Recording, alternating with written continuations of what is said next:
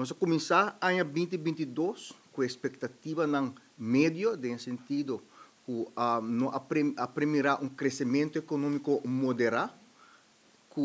a resultar finalmente que o fundo de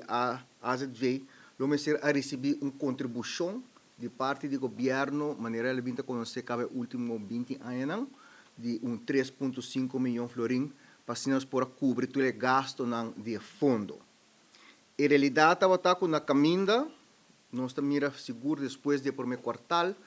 uma recuperação extremadamente rápida da economia,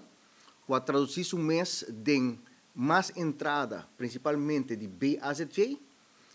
prima, se não cresce de maneira nossa primeira, mas BAZV cresce rapidamente, dando-nos espaço para pôr a dar back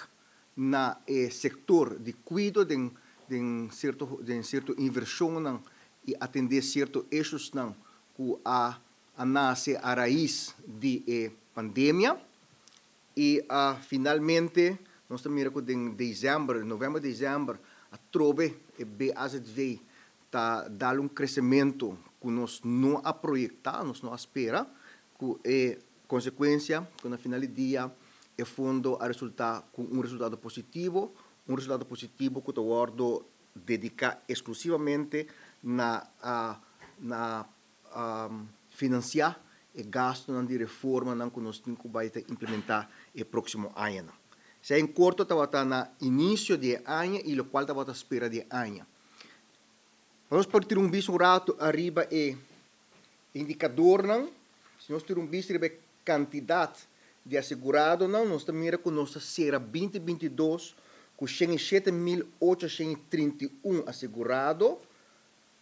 Essa aqui nós mira depois de o período de pandemia, estava tendo decrescimento de quantidade de assegurado, ela começa a crescer back na 2022, mas ainda não alcançando o nível de 2019, que estava em 8.897 assegurado. Mas nós estamos mirando crescimento dessa aqui, e mirando a recuperação econômica, que praticamente não se chega a nível, quizás surpassar o nível de GDP de 2019, nós primeira crescimento grande próximo ano de quantidade assegurada. E se você porta corda e comunicado de imprensa de ministra, no momento que nós entregar a conta anual à ministra de Saúde Pública, tem esse ministra indicar que nós indicamos preocupação que nós temos para o que trata de desenvolvimento no campo de migração e manejo de admissão, que o próximo ano será essencial e necessário para por manter e promover o crescimento econômico. Pero que tem um impacto arriba e fundo e que nós está dizendo que nós porta sentar na mesa e nos pensamento, nos avaliação de que impacto essa aqui também tem, nós podemos preparar também o fundo para que essa aqui não. Pois nós será ano com aumento, crescimento back de quantidade assegurado de AZV.